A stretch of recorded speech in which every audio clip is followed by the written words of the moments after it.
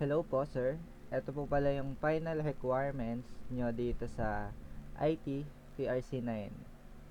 And instruction, read and follow the instructions and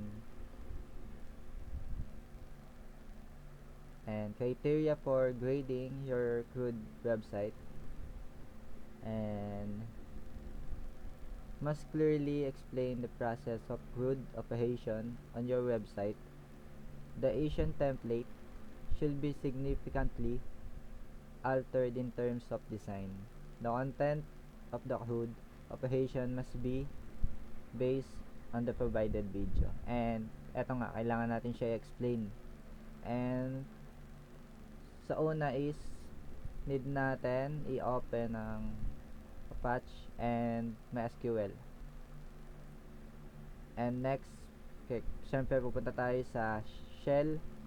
Click natin yung shell and mapunta tayo dito. And nakagawa na kasi ako ng database, so hindi ko na siya dinelete. And continue, para continue na lang. Ngayon, may SQL U root and enter. Pag may lumabas na enter password, enter lang ulit and create database crude operation. Katulad nga nung nakalagay dito. Nakalagay dito sa pinapagawa ni sir. Crude operation. And ayun, nag-create tayo and use, ginamit natin siya.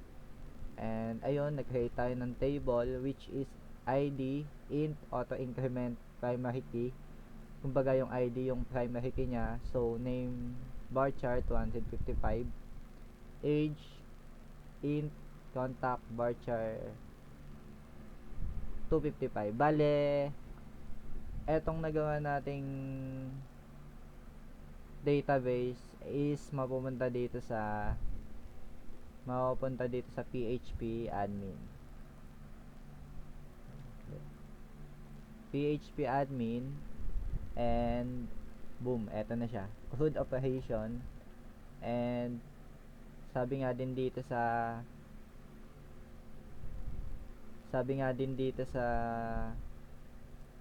ginawa nating table is gagawa siya ng students. Ang laman is ID, name, age, and contact. Check natin yung students. Structure. Bale, ayan siya. So, dito naman sa Asian, bali, eto siya. Ilagay natin siya sa htdocs, which is etong Asian folder, and nandyan na yung mga codes, yung laman niya, and CSS, which is, kaya meron CSS, matik gumamit tayo ng HTML. Dito sa code na to,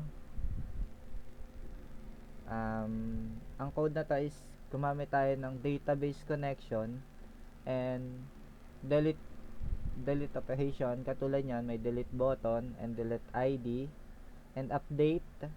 Siyempre may update tayong ginawa dyan, and insert operation. Bale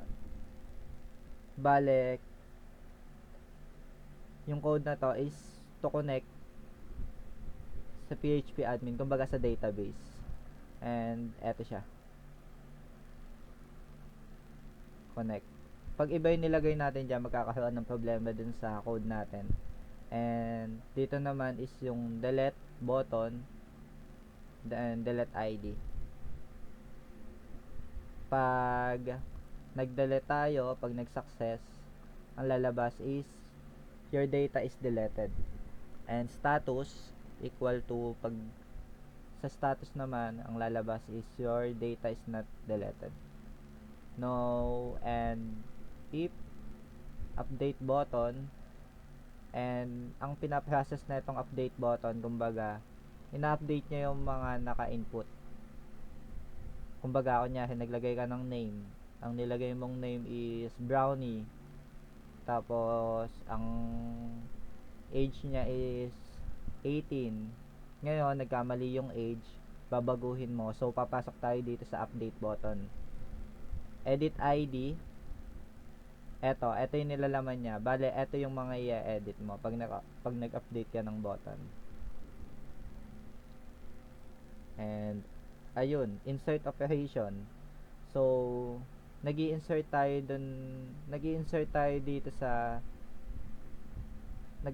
sa database para pumasok sa PHP admin. Kumbaga, pag nag-insert ka, papasok siya dito sa students. Bali, mag-i-input siya ng kung ano yung nilagay mo. Mamaya makikita natin. Sa student portal. Diretso sa student portal.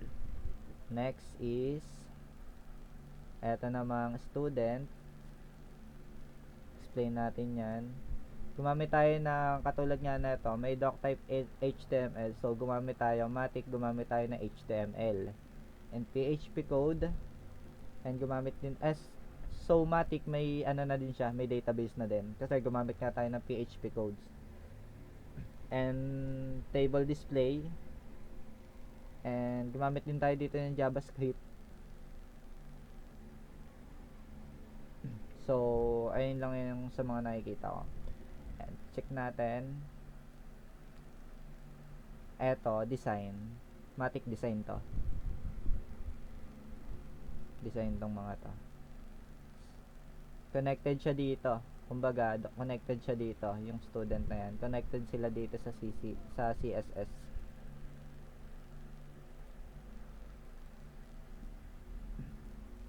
And form group.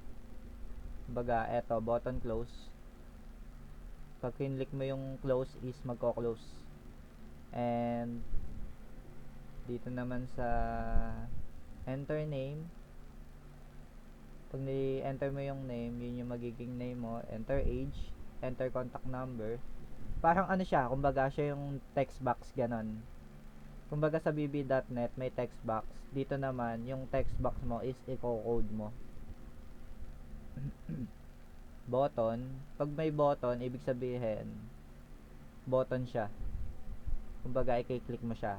Pag click mo yung save, magse-save. And eto, yung mga files natin.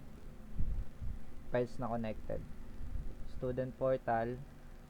Title ng pinaka-website.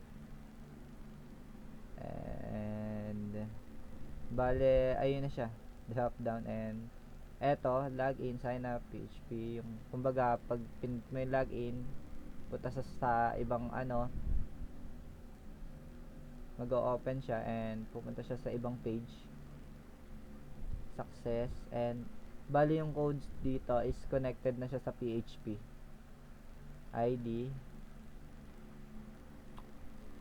Bali, ayan. Next, punta tayo sa student edit. Student edit naman, so Matic gumamit din tayo ng HTML, PHP, HTML, mga HTML content, saka mga closing tags. Makikita naman natin dito sa ano, sa code. Closing tags. Bale, connected pa din siya query. Kumbaga, query which is table ng database. So, connected pa din talaga sa database. And yung mga link. And check na natin kung paano tumatakbo yung program.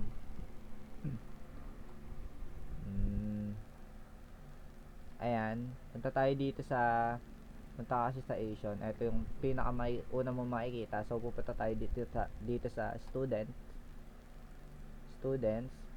So add ang pangalan ko is ayan, Mark Daniel. Kasi Mark Daniel naman talaga pangalan ko. 21 number. Ngayon save. Pag save tayo and add ulit tayo. Ngayon, Jan Paul Reyes. Age, 21. Number, contact number is, plan na lang natin, 09. And save. Ngayon, makikita natin siya dito. Nagse-save siya sa database mismo. Kasi nga connected sila ng database.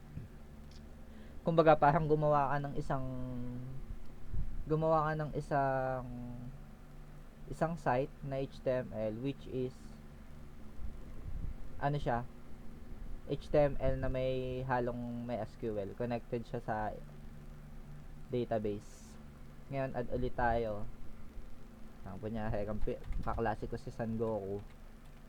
Lagay natin dyan San Goku. Enter age, number, save. Ngayon, check natin. Ayan, lumabas na si San Goku. Ngayon, edit. Kunyari mag-edit tayo. Ay, 22 na pala ako. Update. So, mag-iiba siya. Ngayon, yung magiging age ko dito na 21 is magiging 22. Nag-update. Doon tumatakbo yung sinabi kong code kanina na yung sa student. Dito yan. And edit, and kunyari si Amboy pala ay 24 na. John Paul. Naging 24.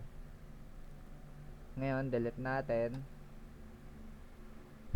Check natin kung na-delete. Nag-delete. Delete. Ayun. Ibig sabihin,